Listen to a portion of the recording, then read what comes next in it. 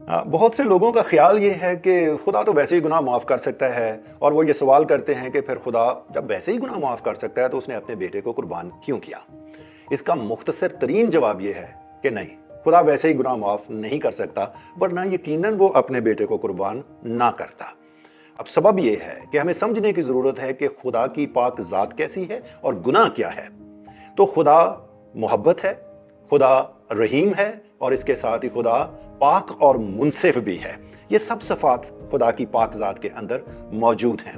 अब गुनाह क्या है? गुनाह दर हकीकत क्या करता है? गुनाह हर तरह की शरीयत की मुखालफत है, ये नाफरमानी है, और दर हकीकत खुदा ताला की तज़हीक और उसके खिलाफ बगावत है।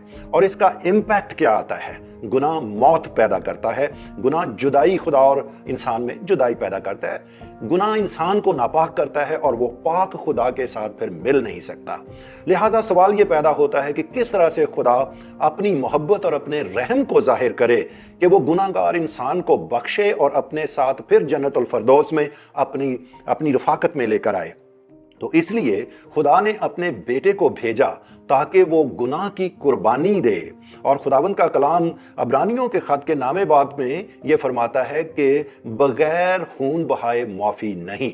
अगर माफ़ी बगैर खून बहाए हो सकती तो यकीनन खुदा माफ़ कर देता, लेकिन खुदा जो रहीम है वो रहम करना चाहता है गुनाहगारों पर, लेकिन वो अपने इंसाफ का खून करके नहीं, या अपनी पाकीज़गी के बरखिलाफ ऐसे ही गुनाहगार को अपने पास नहीं बुला सकता। लिहाजा उसने अपने बेटे को कुर्बानी के लिए भेजा ताकि वो अपने जिस्म को, हमारे गुनाहों की बेगुनाह जिस्म को कुर्बानी के तौर पर दे, और हमारे गुनाहों का कफारा हो, हमारे गुनाह माफ़ किए जाएं। और उसमें आकर खुदा बाप जो है वो दोनों काम करता है कि वो खुद भी बेऐब रहता है कि वो गुनाहगार को माफ़ करे, उस पर रहम भी कर सके, क्योंकि यीशु मसीह के वसीले से खुदा गुनाहगार इंसान को माफ़ करके उस पर रहम करता है। वो जो रहीम करीम है, उसके रहम करने का तरीका ये है कि यीशु मसीह जो हमारी खातिर कुर्बान हुआ, उस पर ईमान लाएं और उसमें खुदा का रहम हासिल करें, मुआफ़ी हासिल करें, और उसके साथ हमेशा की ज़िंदगी में दाखिल हों। अगर आप मज़ीद जानना चाहें तो आप हमारे साथ राब्ता कर सकते हैं।